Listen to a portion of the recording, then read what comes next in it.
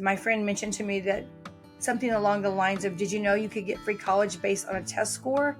And I was thinking, no, I did not know that, but maybe this is a way we can get some college money. Hi, you're listening to the Zan Tyler podcast.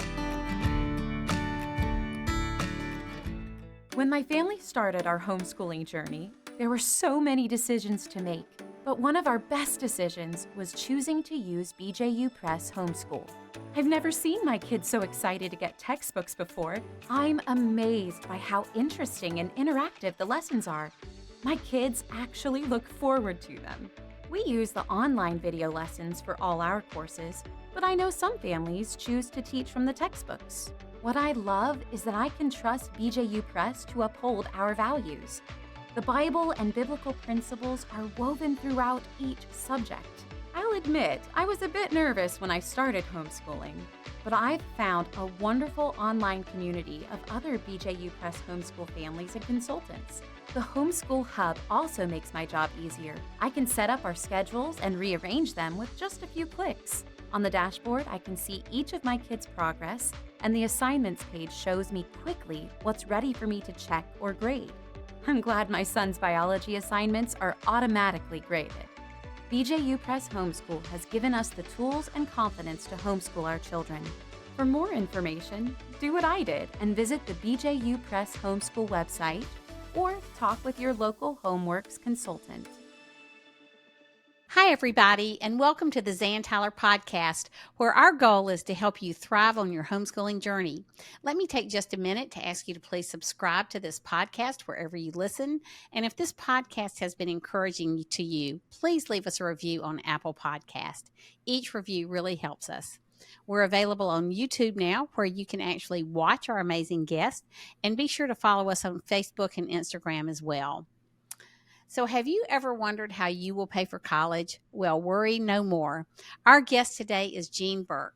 Jean is the author of the award-winning College Prep Genius program and is a frequent contributor to various media outlets. Her children earned incredible scholarships that included free college.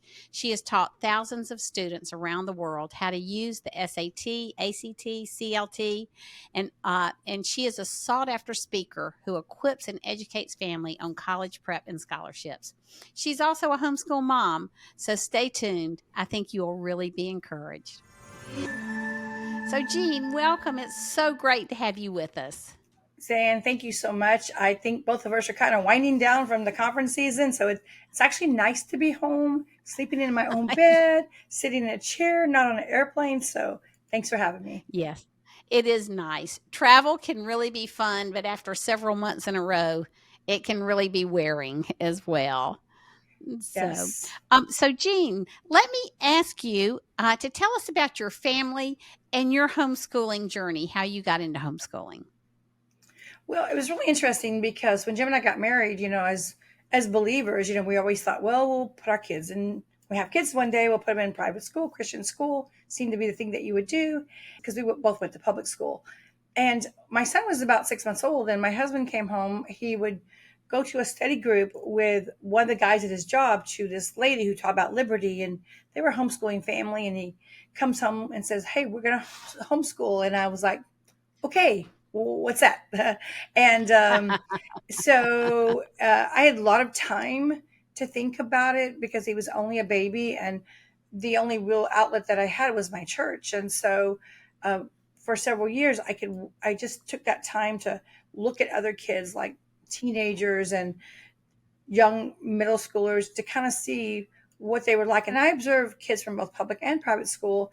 And I did notice that there was some things or some issues I didn't want in my kids. I saw rebellion. I saw that they were the ones who got in trouble, sat at the back. They passed the notes. One day, a homeschooling family did come and visit our church, and they were weird. I mean, the kids sat with their parents and listened to them and didn't run around and get in trouble. And so that really solidified the whole idea of, hey, let's do this thing. I think it can be something that I always wanted my kids to be respectful and, eliminate that 100% peer pressure was a big thing for me. Mm-hmm, mm-hmm. So, what did you think was the best part of homeschooling? Why did you keep homeschooling after you started? Well, certainly obedience. The Lord, if the Lord calls you, the next step is, are you going to do what He said? And I hear a lot of people over Right. the years go, I want the Lord's calling me to homeschool, and you kind of go, wait, stop. No, you got to get rid of the but. The Lord's calling you homeschool, and there is no but. But the thing that I loved about homeschooling probably the most was just the relationship that you have with your children, being Mm-hmm. able to know them and they know you, and to be able to impart in their life. And you can't get that time back. And so, just they're adults, they both have their careers. My son is an attorney in LA, and my daughter is an FBI special agent in New York, and so I have law and order on both coasts. And so, but we talk all the time, and I just love that relationship. You can't buy that, when your kids are away from you. Yeah, that's right. Well, tell us what led you to start the business you have in terms of helping parents prepare their kids for college and going to college for free. Well, it began back with my own son. As a homeschooling family, most people are one income. So we definitely didn't have Right. any money for school at all. And I was at my friend's house one day. My son was toward the end of his ninth grade year. And my friend mentioned to me that something along the lines of, did you know you could get free college based on a test score? And I was thinking, no, I did not know that, but maybe this is a way we can get some college money.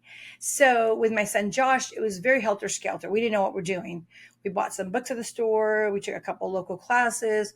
We went through tons and tons of practice tests, just trying to figure out what worked and what didn't. And it was just a lot of stuff. And we did this over about a year and a half. And short story long, he became a National Merit Scholar, and we ended up throwing away 7 trash bags full of college offers. And this was over a Wow. year time. Yes, every day my Hmm. mailbox filled up full of these letters and this information saying, Josh, if you come to my school, I'll give you a free ride. Or another one might say, come here and we'll give you honors dorms. Or another one might say, come here and we'll pay for your grad school or study abroad stipends. And they sort of kept up in the ante to him. And so our decision went from how in the world are we going to pay for college to where in the world should we go, because we have so many opportunities. And Hmm. Hmm. then my daughter started getting scholarship offers and free college offers, and my friends were wanting to know, how did y'all get free college? And then I ultimately, I wrote a book and started teaching down my home, which led to me going to schools and then other cities, other states, and then I've also taught in other countries. Well, that's a pretty fascinating journey. So, what would you tell parents who want to start preparing their teens for the SAT and PSAT or the ACT, but have absolutely no idea where to start? Well, the first thing to really understand is that these tests are not about IQ.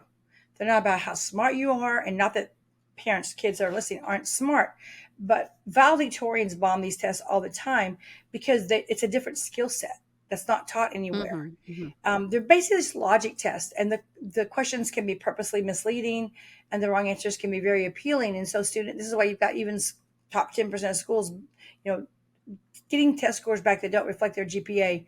So, first of all, understanding that it's not some particular curriculum that you need to use, or your child doesn't have to be some kind of genius, but really it's just learning the recurring patterns and just practicing correctly using real test questions. That's really it. It's really no different than piano. I mean, to really excel at piano or some type of sport, you learn the chords, the keys, or the moves, the plays, the techniques, and then you just practice. And so, for families out there, just first of all, realize that you can do this. That it really is an attainable um, goal that you can have, because I've had students who've had severe dyslexia, dysgraphia, autism get full rides to college. Once you learn that it's just a Wow. standardized test with standardized questions and standardized answers. So you can't study for the test, but you study the test itself. And you learn the strategies for taking the test.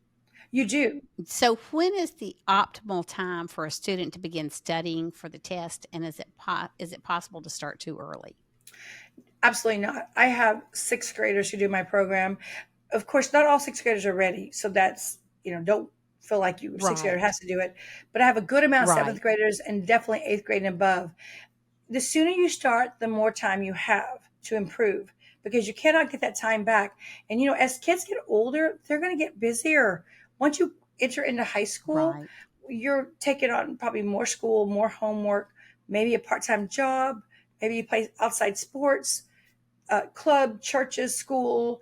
I mean, there's just so much involvement, volunteering. And so you can't squeeze one more thing in when you're so maxed out.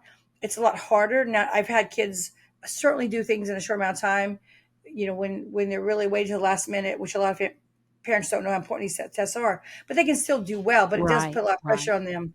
So start early. So tell us how the scholarship aspect of all of this works. So 85% of colleges are going to admit and give money based on test scores alone. And most of the big lucrative money comes from the colleges. Yes, there's outside scholarships as well. And I talk about those.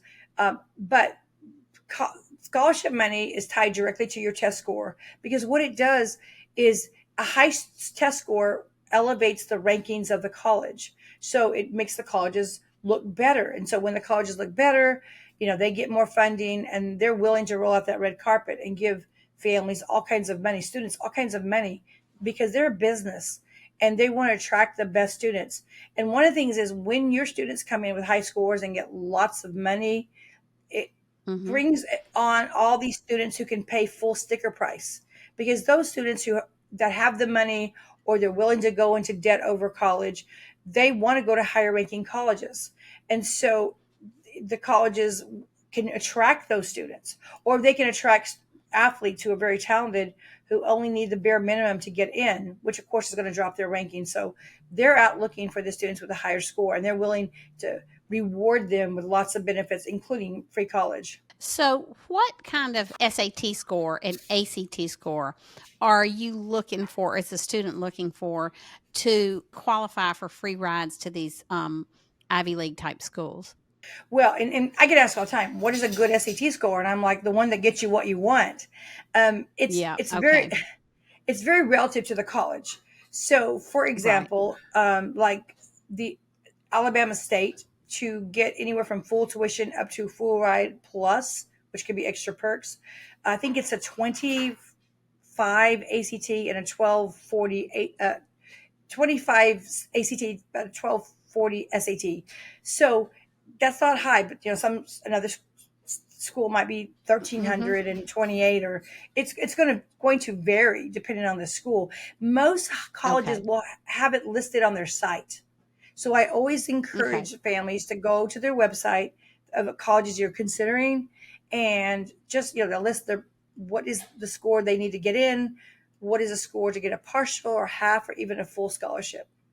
Okay. Okay. That is great advice. So, tell us why critical thinking skills are so important when it comes to taking the SAT and the ACT. Well, SAT and ACTs are logic tests. These are tests that test your critical thinking because a 4.0 at one high school is not the same at another high school. Every school calculates their Right. scores differently. So the only fair way a college can compare a homeschool student versus public private school kids all across our nation is an SAT or ACT because it levels the playing field. But they can't test you on something that you learn because what we learn in Texas is not what someone learns in California or Florida or anywhere else. So the one thing we do have in common is our critical thinking skills, which is kind of a necessary skill for college readiness. But the thing about it is like someone student out there might take really hard, rigorous courses and have a Right. certain GPA, let's say a 4.0 unweighted GPA, but their neighbor Mhm. next Mhm. door, he goes to an easy school, has easy teachers, and he has a 4.0. Now they look the same on paper. So you've got to have Right. some kind of Right. and this is the thing, some kind of numerical component that's common to all applicants. And these tests standardize all students, which makes it fair for everyone, whether you're low income, middle, high, it doesn't matter. It's the same test. Whether you're go to a Okay. rich school or a poor school, it doesn't matter. Okay. Well, one thing I just want to say, our sponsor for this podcast is BJU Press Homeschool. And for you parents out there, if you're looking for curriculum that really encourages and engages your child in critical thinking, then the BJU Press curriculum is certainly something you should be looking at, because that is one of their strengths as a curriculum. So tell me the difference between the SAT and the PSAT. The College Board makes both SAT and PSAT, so they have different functions. The questions are going to be very similar, and so if you're studying for one, you're studying for the other one. But the SAT is used to get into college and get scholarship money. The PSAT is only used for the National Merit Scholarship Contest in the junior year. Now, certainly the 10th graders can take the PSAT 10, and the 8th and ninth graders can take the PSAT 8, 9. Those are just practice. But when you get to the junior year, that's the one what happened to my son that started this whole thing, where he ended up getting that National Merit Scholar award and all the full ride offers. But that only counts in the junior year. So you can take, if you take the PSAT, you still have to take the SAT. Okay, so but let's be clear, because I think people don't understand this. The only way to get the National Merit Scholarship Award, be a National Merit finalist, is through the PSAT, not the SAT. Correct. And a Correct. lot of people, Okay. yes. And here's the thing, a lot of people think that the PSAT is a practice SAT. Well, the P stands for preliminary, not practice. So the full name is Okay. PSAT/NMSQT for National Merit Scholarship Qualifying Test. Okay. And what is the difference in the two tests in terms of, we already know it's not what you know, it's how you think, but there's got to be a difference in the two tests. Well, so yes, as of right now, the SAT is 3 hours long. The PSAT is 2 hours and 45 minutes long. What's happening Okay. at the end of this year, so there was a little less math and a little less, one less passage. But what's happening this year is the tests are going digital. The PSAT will go digital in October of this year and the SAT in March of 2024. So they are going to both drop down to the same 2 hours and 14 minutes. Now, they haven't released any full length tests yet, definitely PSATs until the end of August. So, but one of the things that I do know is that we started doing this in 2001, and the SATs changed and PSATs changed 3 times. But the same strategies and shortcuts and patterns that we taught back, every time it's changed, it still works. We've looked at sampled questions, and same thing. They don't have any new tricks. Okay. So the SAT is going from 3 minutes to from 3 hours to 2 minutes, 2 hours and 14 minutes. Correct. They both are actually, because as Okay. Well, before that's a 45-minute cut. That's pretty significant. it is it is digital. It will be digital, and you have to go to a facility, take your own laptop, and all that. The other thing is, but of Okay. course, that if you have kids taking the SAT right now, I would highly recommend just doing it right now until it gets on digital. It's going to be paper and pencil until December. So there's an upcoming August, October, November, and December. So there's 4 more this year SATs that I highly recommend your students get done, get over with before it changes. So tell us the difference in the ACT and the SAT, and how do kids know which one to take? So they are totally different companies. The College Board makes the SAT, and the American College Test makes the ACT. And to be totally honest, they're about 99% the same test. So if you study for one, you're studying for the other one, and there's a crossover of information that works on both. Back in 2012, when David Coleman took over for the College Board, it was the first time in history that more students took the ACT than the SAT. Maybe 1.8 million to about 1.7 million, but it was enough for David Coleman to make some changes. And so what he did was he hired ACT writers to rewrite the new SAT. So that's why they would look very, very similar now.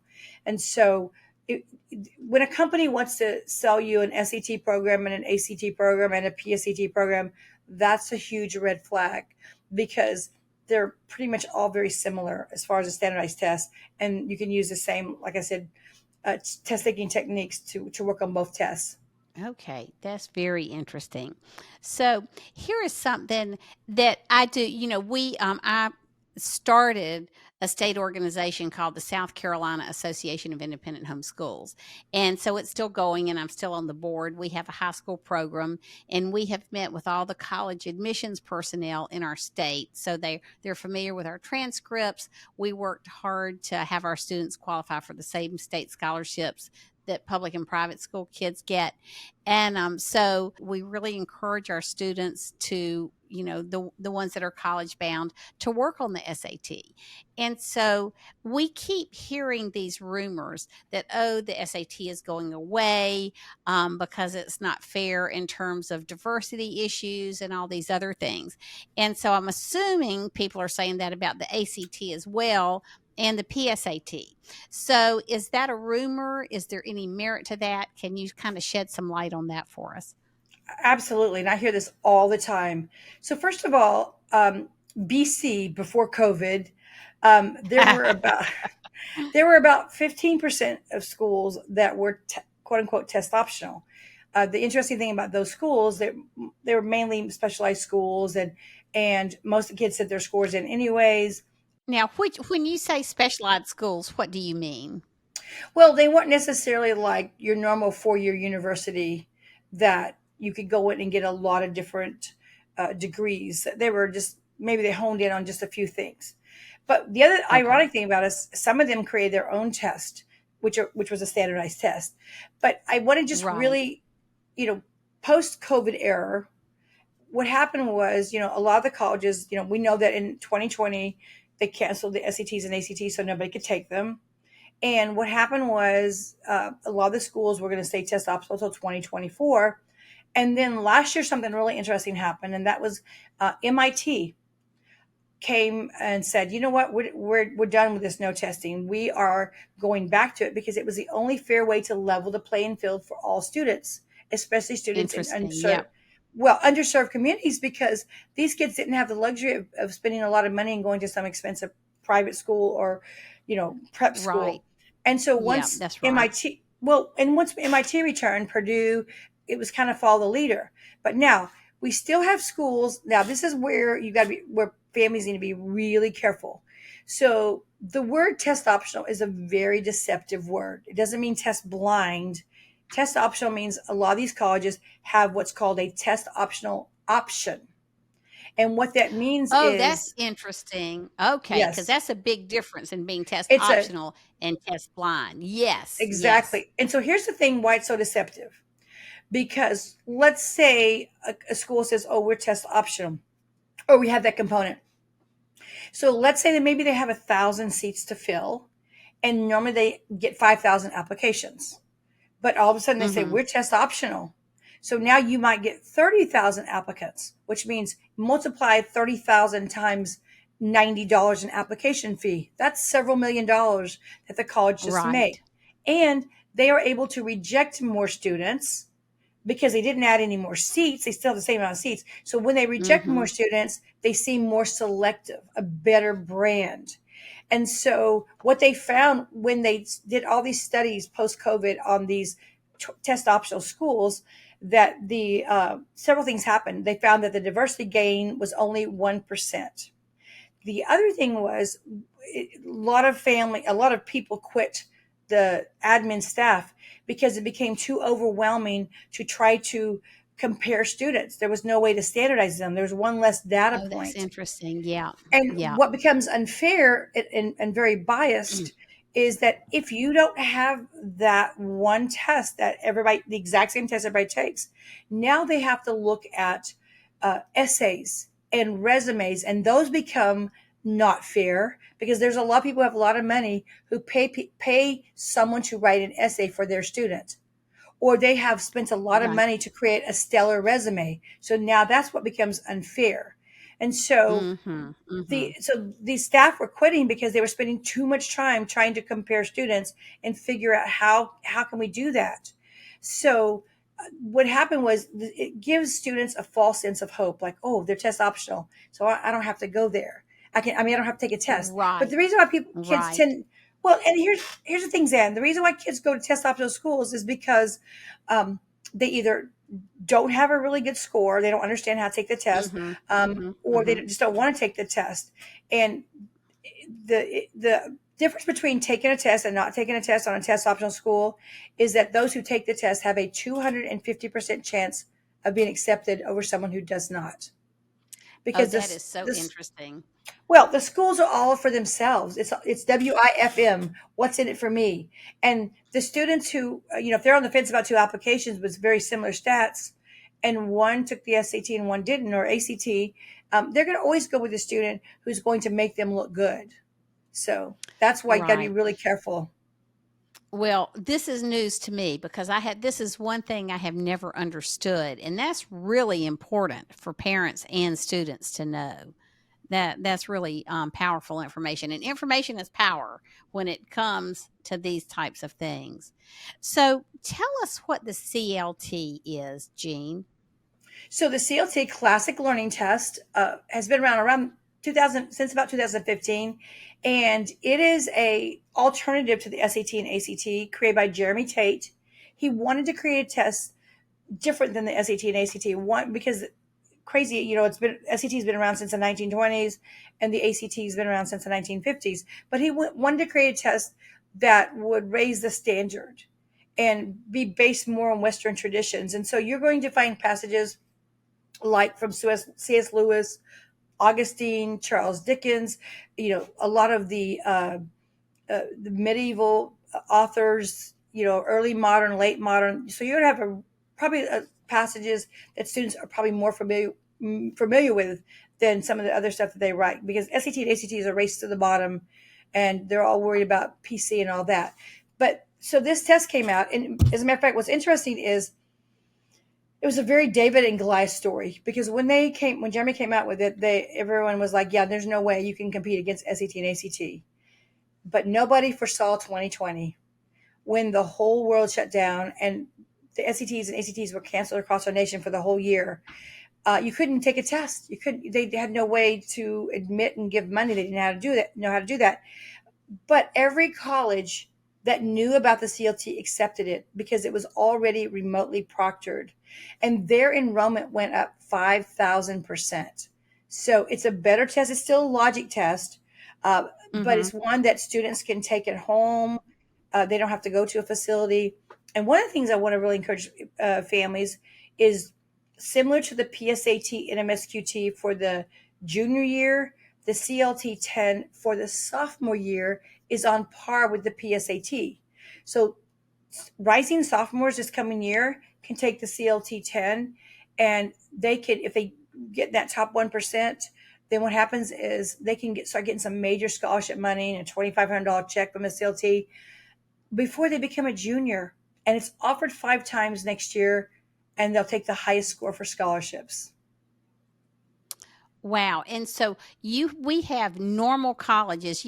I've heard for years that this was more of a conservative Christian type test, but what you're saying is that all colleges will look at the CLT Well, scores. about 250 of them officially will look at it right now. But during Okay. COVID, everyone would do that. But it's not a Christian. It's not a Christian test. Although many of the authors, the passages are influenced by Christian leaders. But you're going to also see passages from Nietzsche. It's a way to challenge the students, because we want our kids to be critical thinkers. And so, and if your student does take the CLT, and the school they want to go to doesn't officially accept it yet, it's very parent driven. Many instances, parents will go to the school and say, my child took the CLT and did this certain score, and they will accept the CLT. Or they can use it as leverage. If they get a certain scholarship from one school based on CLT, then they'll say, hey, listen, can you match the scholarship? Because it's been norm referenced. So it is Interesting. Okay, on good. par. Yep. Well, think about this. The highest you can get on a CLT is 120, the which is equal to a 36 on the ACT or 1600 on the SAT. Okay. Okay. Well, that's good. Boy, that's good to know. So, do students, like you said, the prep for the ACT, SAT, and PSAT is the same? How about for the CLT? Do they have their own prep material?